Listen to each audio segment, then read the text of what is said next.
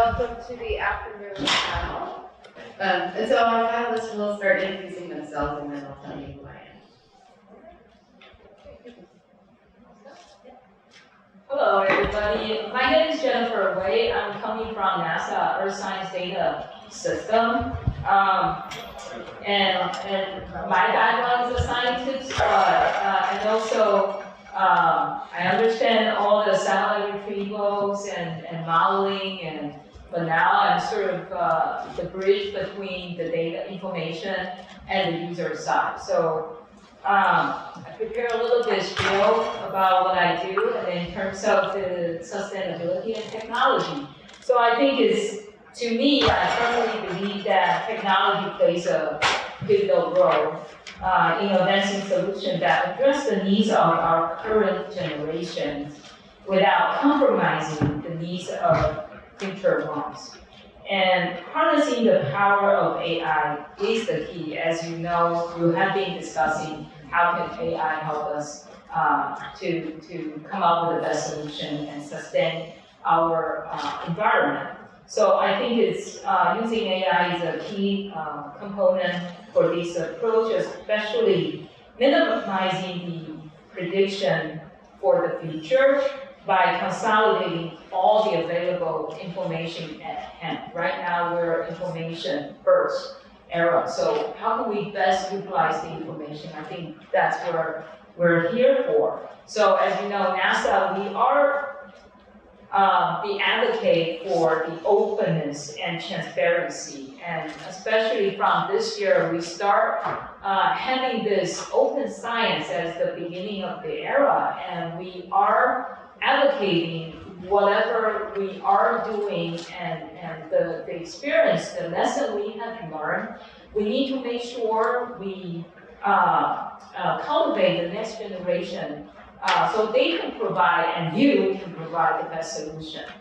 And in terms of technology, how can we get to this point?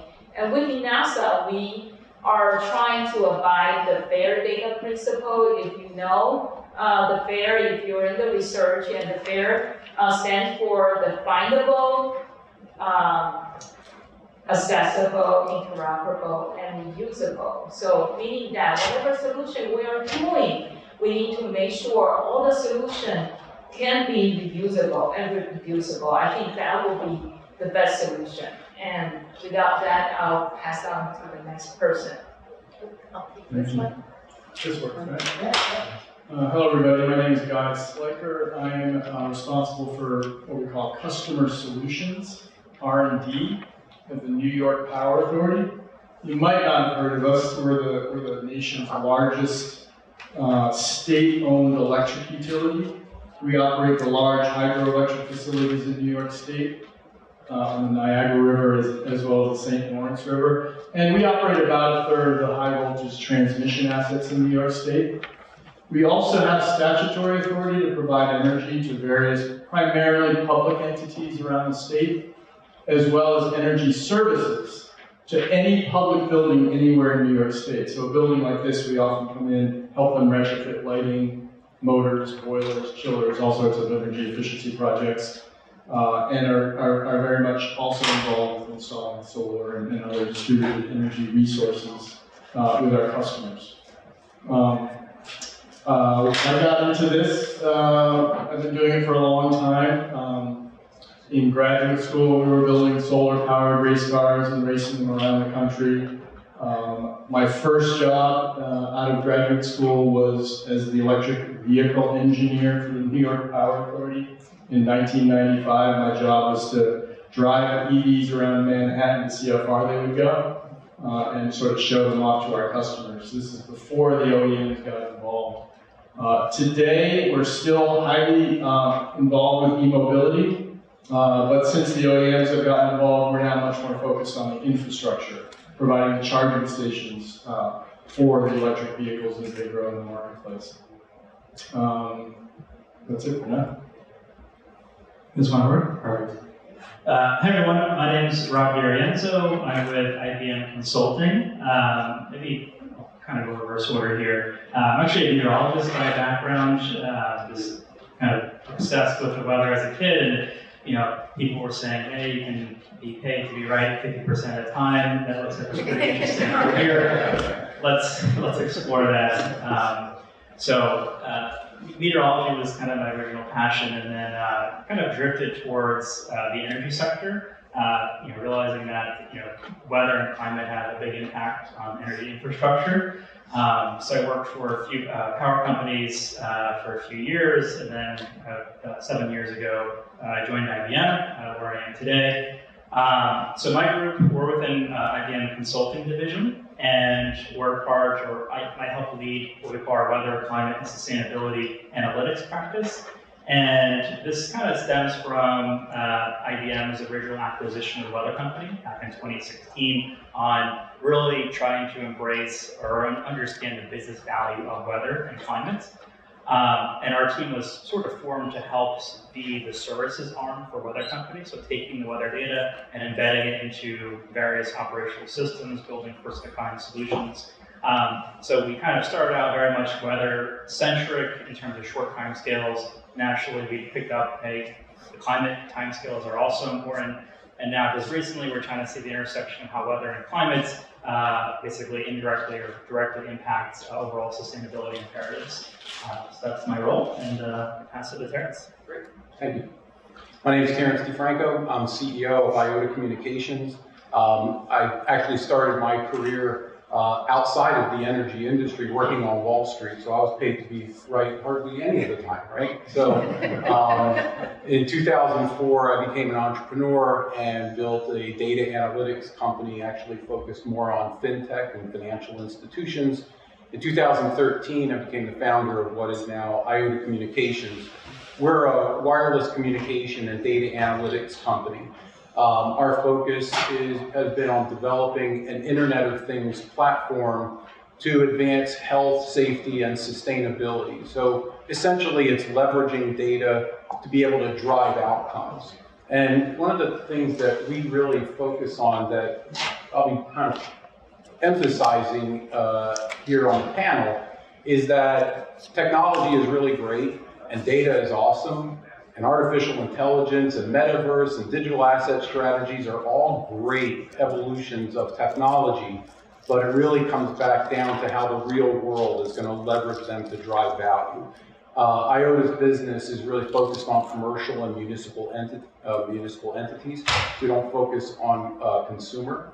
And that's where it starts getting really challenging when you talk about not just the ability to leverage new technologies, especially with how quickly they are evolving and growing, but at the same time, how do you do so within an organization that has many legacy systems, or maybe no systems at all, or have systems in place where there have been years of deferred maintenance on them?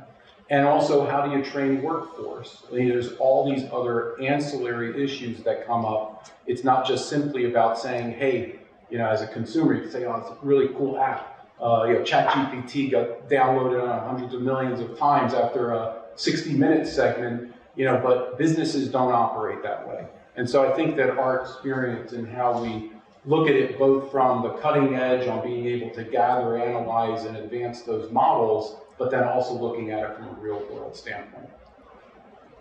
Thank you. That's a good segue into my reveal of what the theme of the discussion will be. But I'll also briefly tell you about who I am. My name is Klaar De Schepper. My company's name is Flux Tailor. Started it in early 2017, specialized in access to energy-related data, coming as a domain expert, helping to develop data exchange standards, and then helping governments, software developers, and others integrate data pipelines of primarily customer data, meters and bills, and also rate plan data into their systems to help people transition. And then focusing on the back end as well as the usability and the angles such as cybersecurity and data privacy. Last year, Flux Tailor took on a big project that I want to feature since it may in some shape or form become relevant to your work. It's the New York State's Integrated Energy Data Resource. It is a statewide platform, or actually it's already live, the IEDR, and it's hosted by NYSERDA, that you may be familiar with, the New York State Energy Research and Development Administration. I can say it very quickly after all those years. And there will be access to New York's investor-owned utilities. And their network data, the customer data, and now Flux Tailor is focusing on the development of a stream of rate plan data. And the intent is for that to lower the barrier to access and accelerate some of the transitioning that is taking place. So when I was asked to host this panel, it's a bit of a carte blanche, technology and sustainability, what to do with that. And my father is a philosopher, so I put his hat on for a second. And I thought, hey, gee whiz, there's a premise embedded in that title, namely that technology will get us sustainability. But is that true? And I've so much myself been accused of being a technological optimist, which I'm guessing most of us here in the room are. And I like to speak affirmatively about what technology can do for us. And I think that's what we do at conferences. We speak about what will be next. And with that, we invoke it into being real. But the question to our panelists is, how will the technology that you're working on launch into the real world? Because as Terrence mentioned, we run into obstacles. What are the socioeconomic changes that need to take place together with the technology you're introducing? And then the extra assignment for the first question. What could the role of AI, in particular generative AI, be in readying the technology for the world and readying the world for the technology? And I'll start with whoever feels inspired to speak first to that question. And also want to say in the audience, you have a thought or question that comes up. I want this to be an organic discussion, and you should feel free to stand up and speak up, and I'll repeat your question on the mic. Okay, so you were looking at me and I'm holding a mic, so. Yeah, I think it's going to be So I'll go first. So as I was talking about before, we kind of look at impediments around, we call them the 3 C's, the cost, the complexity, and the culture. And I think cost is obvious, complexity when you're talking about interoperability, but I think culture is the one that really becomes the big impediment. People adopt technology, not the other way around. And now, as technology continues advancing and we set these goals, organizations are setting these tremendously ambitious goals around net zero carbon, advancing sustainability. You know, these systems and a lot of the people that have been trained to operate them have been more about efficiency and productivity, not necessarily sustainability, ESG compliance, and a lot of the questions really emerging around it, so lack of definition, and those become impediments. And so from a culture standpoint, you know, I always hear, and actually Guy said it earlier, how culture eats innovation, or culture eats, you know, pretty much everything, right? But it also becomes the impediment. As an organization, is it built around a culture of innovation, and then how is it actually putting that into action? So is there enough workforce training so that you can actually have people adopting these new technologies? When you look at even what's happening with AI, are kids that are in K through 12 schools now being trained enough to be able to keep up with what they're going to be facing in their job once they graduate from high school or from college? To me, all of that gets grounded in a culture of education, a culture of innovation, a culture of learning, but then it gets down really into the basics of implementation in the world that we're in. Thank you for that. So I'm holding it. So I think similar themes, culture and cost. I think sometimes they drive each other. You know, there is technology out there right now that can help the electric utility industry become more sustainable, right? But sometimes it's more expensive to implement that technology. Sometimes it's more expensive because of the culture. For one example is solar power has come down in cost dramatically over the last 10 years or so, to the point where we can generate it now and even bid it into the local energy markets at a competitive rate, even in New York State at times. But building new large-scale solar farms in New York State can be difficult, largely for cultural reasons. People don't want to see these large-scale, panels of glass in an old farm field that they once drove by. They appreciate that open field more than they appreciate the low-carbon electricity. So I think carbon for us, I think culture for us can be a big impediment. People don't. We get a lot of pushback from putting offshore wind in because people don't want to see the mountain out in the open water. We're looking at solutions. We recently did a report on what we call agrivoltaics. So looking to combine sustainable land use practices with large-scale solar to maintain some agricultural component to the land that's being utilized for solar, and getting into even the visual aspect of that, and working with a lot of organizations around that. Some of the solutions we're looking at. Are you using AI to paint pictures for people of how the clouds are going to walk under the solar panels? No, not in that particular case. We do use AI quite a bit in our operations. A lot of it's for asset management. I mean, we're using drones, right, to do flyovers of our large dams, as an example. We're then training AI to identify issues within those images captured by the drone. So you can imagine a large embankment of concrete with our large hydro assets. We can fly by drones. They can take images. We can correlate those images to what's a potential crack in that concrete, or what's a potential non-issue mark in that concrete, and really training, doing a lot of image training. And we operate hundreds of miles of high voltage transmission.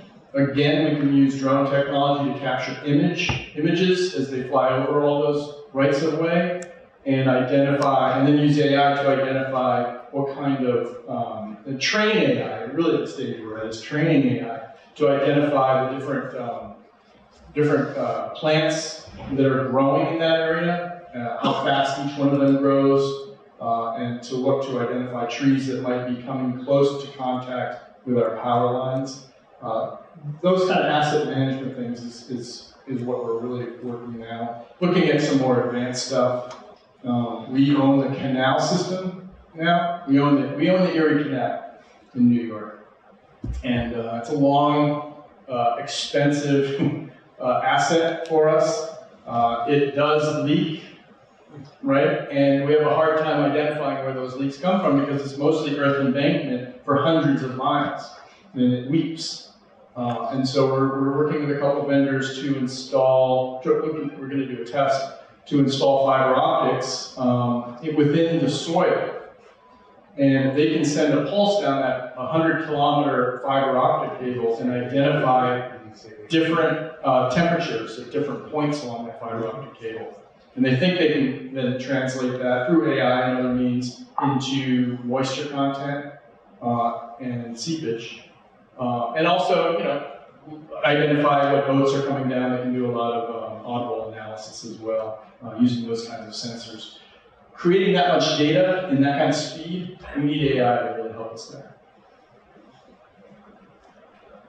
I'll say just a few things on that. I think the biggest challenge that I'm seeing now is really just trying to tame the hype around new technologies. So, we all know Gen AI is very, very powerful, but we need to educate ourselves and the companies that I work with on what are the right use cases, right, for these technologies. Because oftentimes, some of these companies maybe have a little bit of FOMO, I guess I'm a millennial, hello.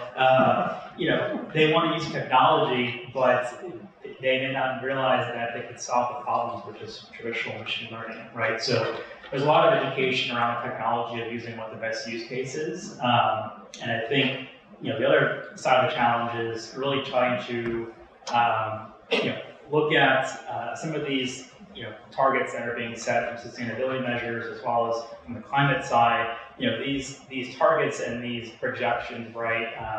Well, a lot of us won't be around here, right, to validate these either targets or validate some of these climate change projections, right?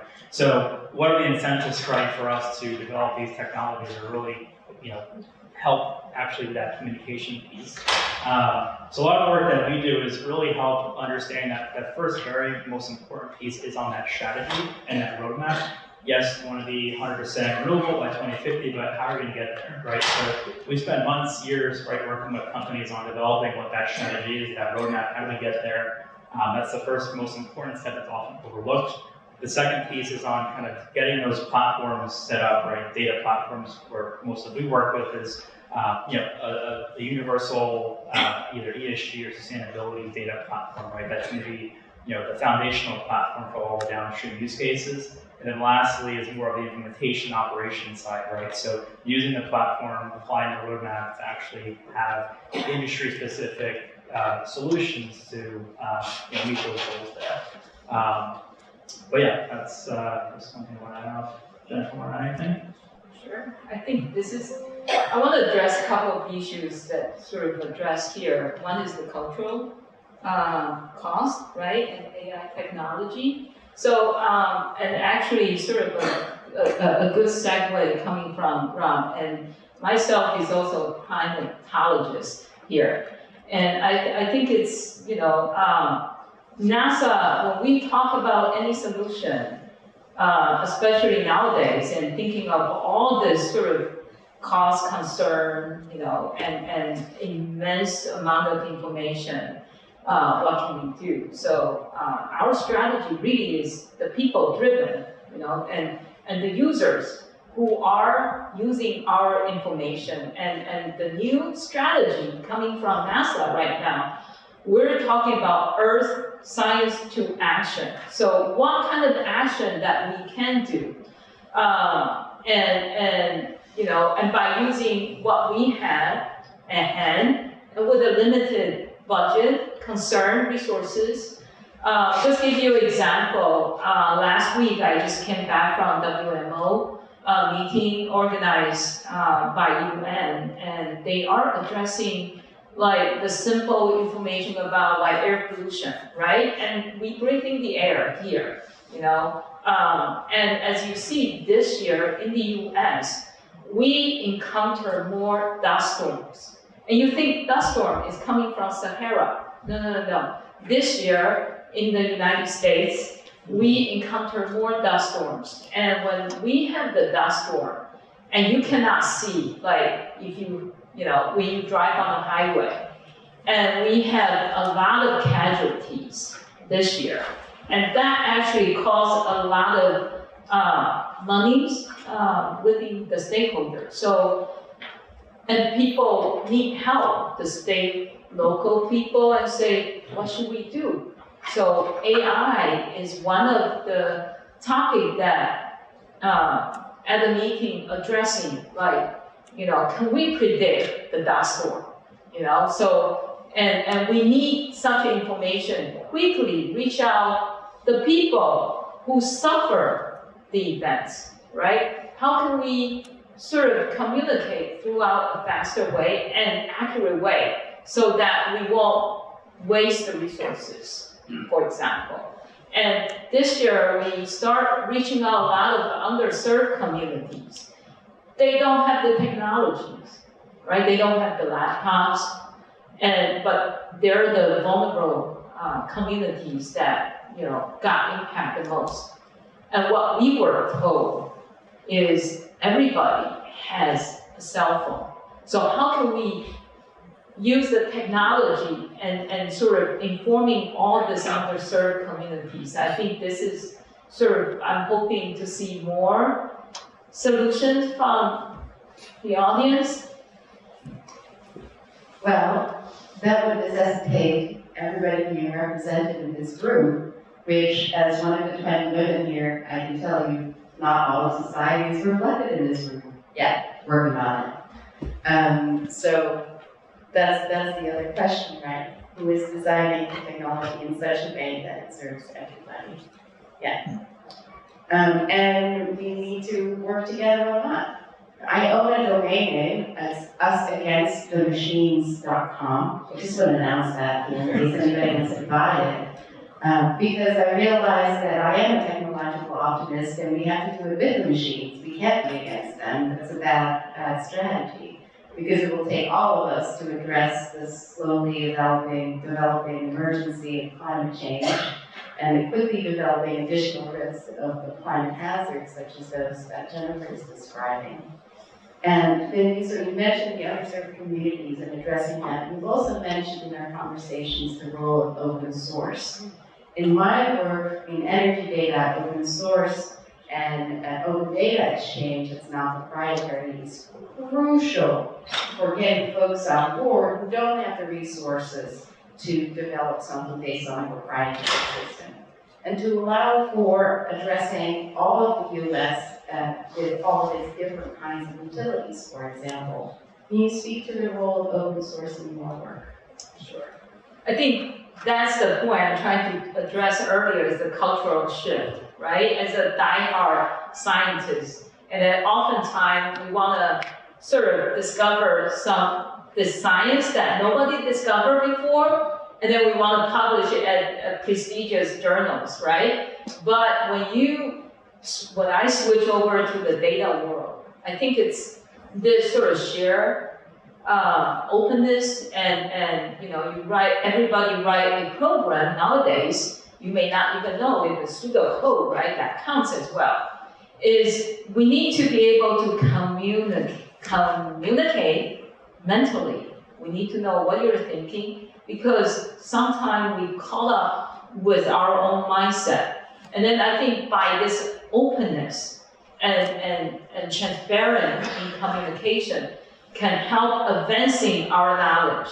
That's something we have never done that before, and we're trying to cultivate. Now, back to the open source science is within NASA and within our government federation right now, this open science initiative is not coming from NASA, it's actually coming from our administration. Is that, whatever we do, providing any information open and transparent. And in terms of the code, we don't own the proprietary information, right? Any code that we put it out, we can put out a GitHub welcoming everybody to access and provide the feedback. Because, we may have some bugs in the system that we may not know. By open and share and inviting the young generation to look at it together, I think that's the essence of the open source science. And whatever we do right now within NASA, we always have this, we're mandate to put out open source packages and allowing people to use and provide feedback. Terrence, I see you want to speak to this. I know in the IoT buildings world, everything is open, right? All the standards are open. All of the devices are talking to each other. Oh, yeah, sure. Right? Yeah, it's wonderful. Yeah, standards development, piece of cake. One of the things that I wanted to just kind of piggybacking on what the three of you were just talking about. So real quick background on Iota Communications. We own a nationwide portfolio of FCC licensed radio spectrum that we've developed a new wireless technology for communicating using low power wide area network technology. So basically battery powered sensors that can communicate data up to 10 miles and it can penetrate barriers and makes it very, very easy to gather data, okay? We built a platform for analyzing that data. And we work with commercial and municipal customers to be able to make sense of that data and drive value for it. One of the things that you're all saying also is, this is coming from several large organizations. Iota Communications has 13 employees. And so the ecosystem around technology is extremely inclusive from a technology standpoint. We still have a lot to confront, as you were mentioning, with regard to accessibility, right? There's a further divide that's getting created, but there is still room in that ecosystem for entrepreneurs, small companies, and innovators that are ultimately that fuel that feeds off of a lot of these bigger initiatives that companies like yours are doing. So within the frameworks, within the businesses, within the models, within the tide of creating adoption, there's little companies like us that are out there innovating all around you and continuing to advance it. And I thought it would be good to kind of bring it up that innovation isn't only in the hands of those who have all of the data or those that have all of the technology or have all of the skill. A lot of it, and it goes back to what we were saying before, you're going to get tired of hearing us talk about culture, but it really does go back to culture.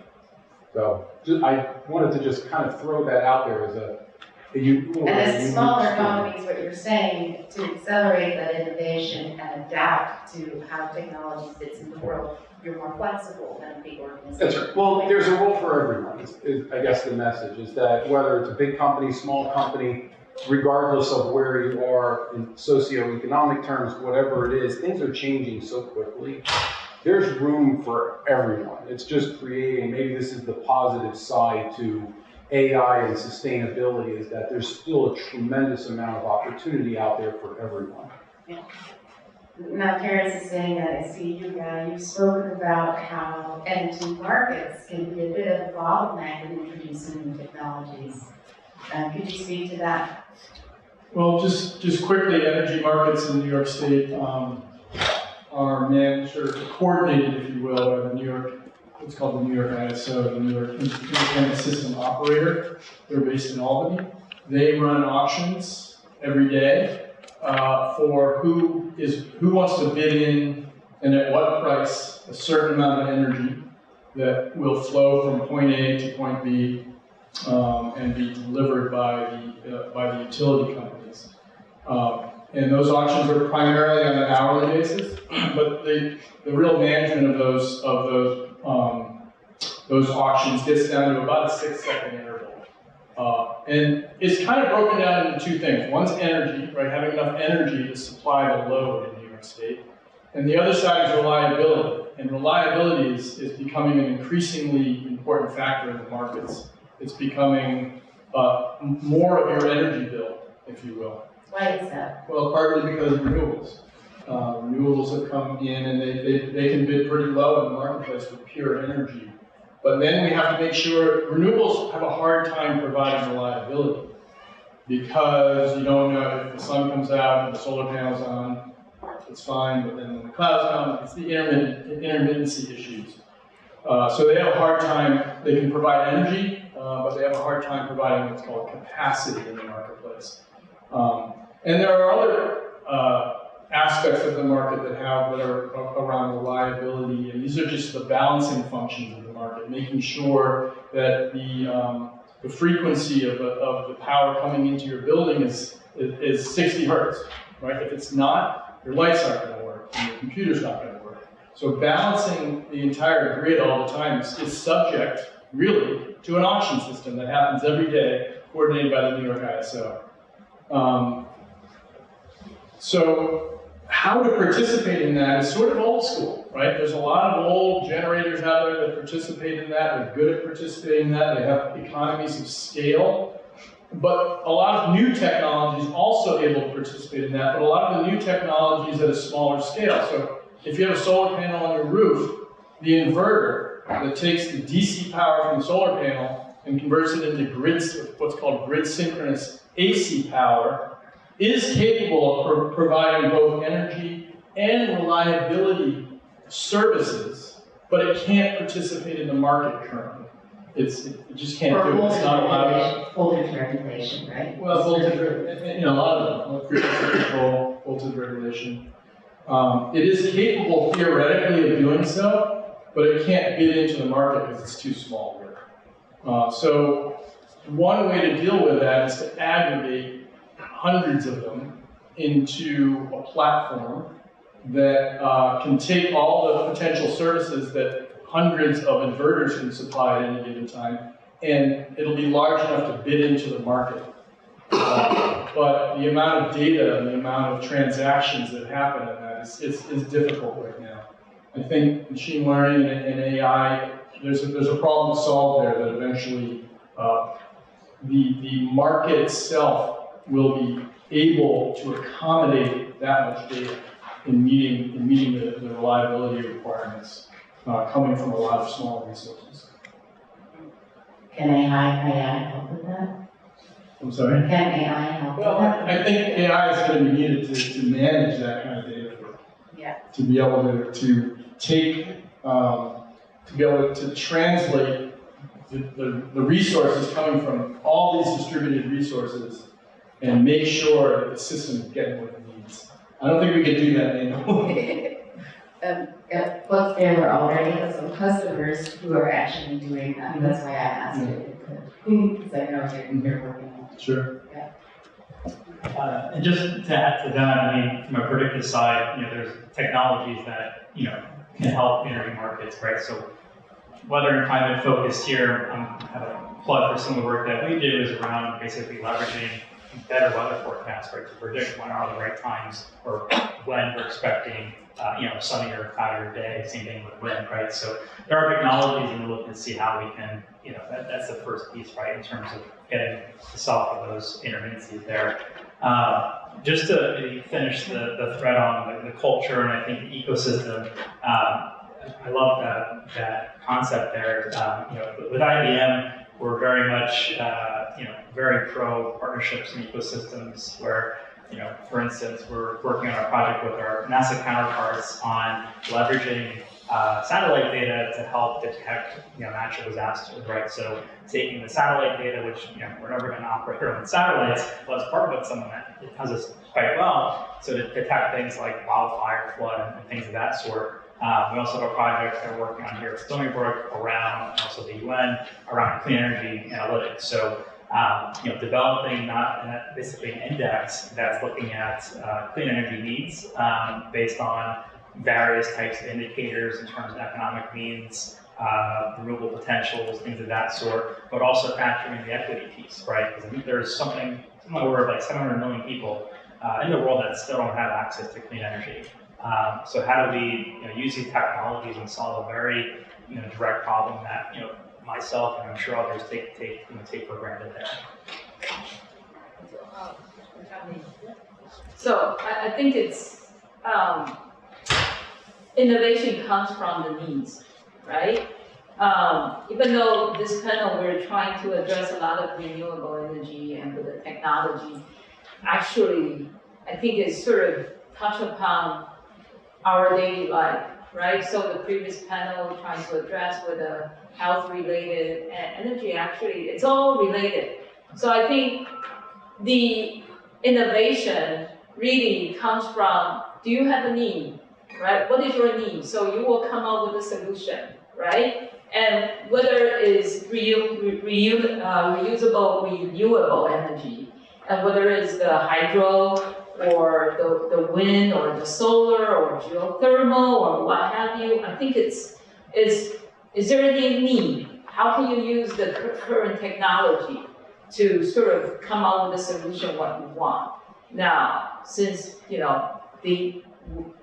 have a lot of experts here. Now, to go further beyond that solution, is that solution be able to scale up? Scalability is another issue, because all the people, you will say, my problem is unique. Just like I talk to all the scientists, they say, my question is very unique.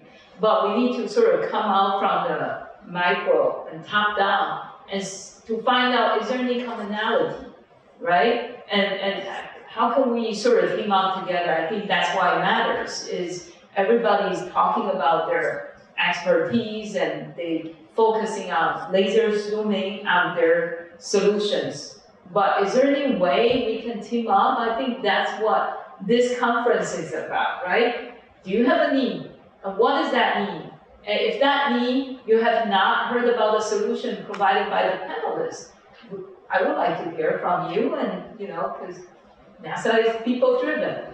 And we do want to sort of work together come up with a solution that fits your need, and then let the expert to see if that solution can be scaled up to apply to other areas. So I just want to sort of, inspire more discussion, and hopefully we touch upon any of the needs and welcome all the discussion or question coming from you.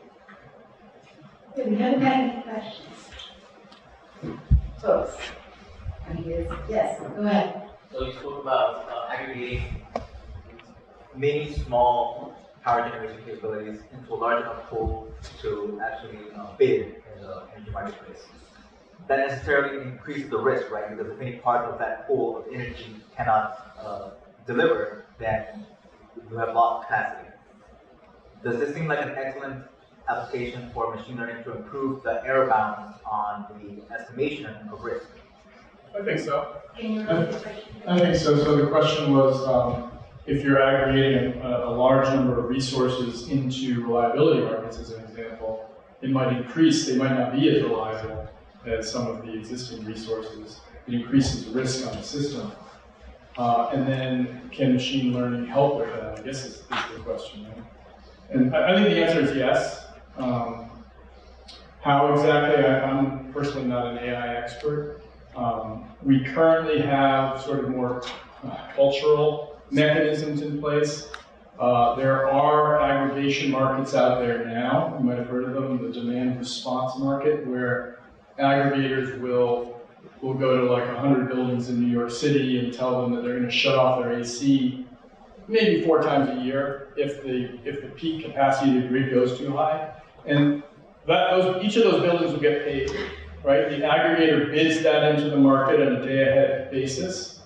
And if they don't get it right, they face penalties, right? So it's more of a business decision for them. Usually what they do is they aggregate 140% of what they need to bid in. So they overestimate, and that drives up costs. So the more accurate we get, the more sure we get on how these work, and maybe a lot of it has to do with sensor data, right? Like really having a good real-time assessment of what's going on with all these resources out there will help us to make sure that those are available to operate in the marketplace. And this goes beyond the generation side, but it's also super critical on the load side as well, as loads become a part of how you balance out the supply and demand issue. So that was precisely what I was asking the suggestion was, rather than relying on some human back knowledge about estimating the 40% margin, for example. Yeah. If you have data, if you have sensors, Yeah. you can get really tight error bounds on that with a good, well-trained machine learning. Right. It's about data and managing that data, and we're currently not there. It is moving in that direction. The markets are opening up to this, and there are a bunch of companies that are developing what they call virtual power plants. That is an aggregation of all the resources out there. It is moving in that direction, but it's not simple and it's not easy. So I think that's a great question. I can provide a current information, the use case within NASA, this is what we're facing. Coming from the data center perspective, and now with the information burst, and by end of year 2030, NASA is going to produce more than 600 petabytes information from satellites, right? So definitely we cannot use the on-prem hardware to store and provide the services. So a couple years ago, we started sort of migrating all the data into a commercial cloud, which is AWS. AWS, what? Money, right? So how do we solve this demand and supply issue with the cost to promise the people is free access and use the NASA resources? And we try to use the AI technique and really looking at, when the market cost is the lowest, then we sort of, upload the information. And And this cost is what we're currently looking at because, you know, we're paying for this cost right now. But I think this is you know, what will be the best solution that's still within the NASA data system infrastructure we're trying to address, how we procure the next procurement, and do we need to use, you know, the supercomputer or, you know, partner with other people. Can you do that on the data consumption side too? So you said that you're taking advantage of reduced bandwidth costs at specific times to push your data. But if you can estimate when a researcher, for example, needs to pull 10 terabytes of data, or the community knows that a data release is coming from a big web or something, a lot of people need to look at this data, or are expected to look at this data, can you negotiate better rates for those times? Can you summarize that question? So I think the question is, can we work with the vendor to negotiate a better rate for the best of the usage on the consumer side, right? Definitely, we're constantly negotiating with the AWS, and they're looking at what will be the best for them in terms of the climate data, right? So right now, if you go on AWS open access catalog, you know, that's what AWS think what will be beneficial in terms of climate data sets, and then so individual they can negotiate with the AWS, and AWS pay for the egress costs, right?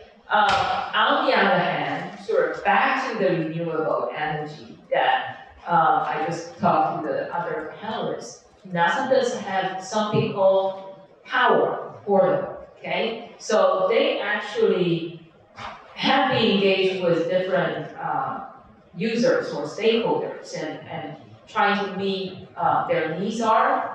And they put out their sort of, using the technology jargon is analysis-ready data sets, and then put out the AWS, allowing people to just a couple of clicks that you can see what kind of information coming from, you know, the satellite observation, whether it's the wind or solar energy or, you know, hydrology related. So the cost is actually, NASA is paying for it. So how do we meet that goal is really going through rigorous curation and consumptions and thought, right? What will be the most beneficial for the users? So we have something like that. And just to add to that, I think there are some really interesting advancements in data management over the past few years of, you know, a lot of entities are always trying to create the one-stop shop for data sets, right? And it's coming to a point where like either on the cloud or on-prem, right? There's not enough space, right? It's not scalable.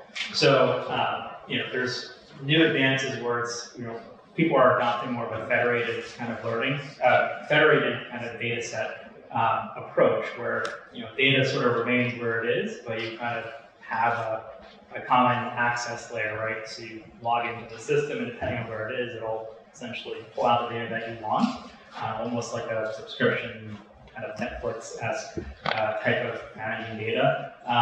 And that's some of the stuff that we've been doing at IBM as well as a few others. So it's sort of a different kind of shift, right, in data management because, you know, people want to be the single place for all the data, but again, kind of tying the ecosystem piece and that, I think there's, you know, it's a good shift in that direction there. Just add a little bit more to it, just kind of round it out. All of our analytics are on the demand side. So maybe getting them talking to each other somehow. Yeah, charge people more during peak hours for use. Seems like that's what we do with energy, right? Yeah, we think from the commercial building side, from, you know, the large energy consumers, it's really optimizing for energy consumption. But it is going to take artificial intelligence and data sharing to be able to ultimately orchestrate that in a way that's good for all customers on the demand side, but also then from the supply side as well. So it really You just always want to go a little bit further and a little bit further, and there's always more that you can expand that ecosystem. But the collaboration and the sharing within that ecosystem becomes more and more important. It's really critical to ultimately get to that point of ultimate efficiency. And I guess that's part of what we're doing here is nurturing our ecosystem. And there's a lot of cross-fertilization going on at this conference, I'm noticing. And there's so much that we can learn from each other's industries between healthcare and energy, for example. So many parallels. Yeah. And I think later on at the rest of our afternoon, we'll see some more examples of that. Well, part of it was also going back to what Jennifer said before. So within the ecosystem, the question is, well, what do you need? Yeah. And it's not necessarily from customer standpoint, it could be your ecosystem partner. So, gee, if I only had this, and I think if everyone in the ecosystem is asking, what do you need, you're solving a lot of problems. Yes, and accepting that everybody is part of that ecosystem, and it's not necessarily the larger organizations that dictate what the systems will be. They have to be have their ears open to smaller players. Any other questions from the room here? Go ahead. Yes, I'd like to follow up on some of the comments that Jennifer had made, looking at optimization of the costs for the users. And this will be really for all the panelists. So, there's one thing about the direct costs, but now, think about the indirect costs related to the energy required to enable the services. So we think about the growth of large data centers, particularly ones that are being used to do, let's say, training on generative AI. We look at the data centers that are being built or that are very large consumers of energy. Are we at, and then the ideas of the trade-offs are, do we need to use that technology to understand better climate risk, but these systems are large enough that the feedbacks into the atmospheric system, the coupling, can be quantified. And is there some ideas about how do we evaluate the trade-offs in these different kinds of investments so it's more sustainable moving forward? Like a life cycle assessment that you would do of your data exercise. Well, especially over the long term, Yeah. this can have an impact on local environments. Yeah, not considering what impact the technology itself could have eventually as an outcome. Is the technology itself sustainable? Yeah. Have you in your work as panelists here seen any examples in this, responding to this? So maybe I can address a little bit, sort of in terms of the cost balance and the needs, right? Especially coming from newly established data center perspective. So I've been with the data center for NASA over 10 years.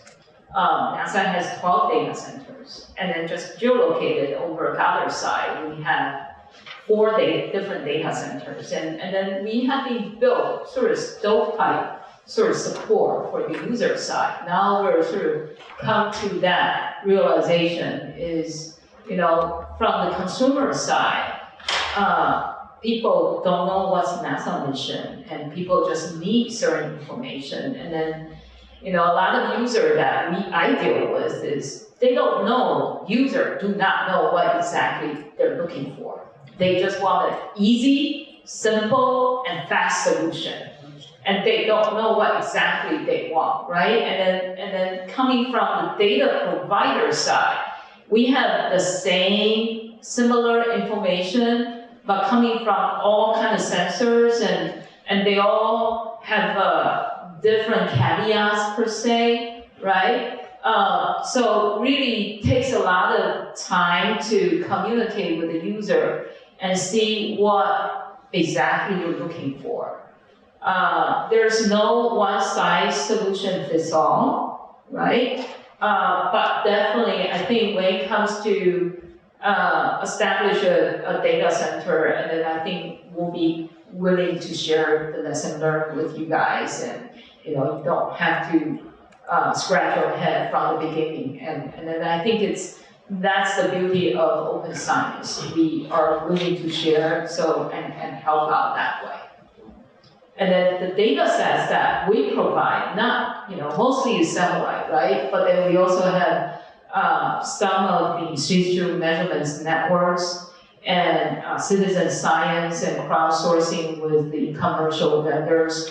The question is, how can we bring a coherent, quality assured scientifically and bring to the people and allowing the AI to use such information. As you know, you're fitting the wrong information into AI, the wrong garbage in, garbage out, information will come out. So that's what we're after right now. We need to make sure the quality information we're feeding to the technology will provide a certain uncertainty for us. We know what we have at hand. But I don't know, other panelists have some idea, comments?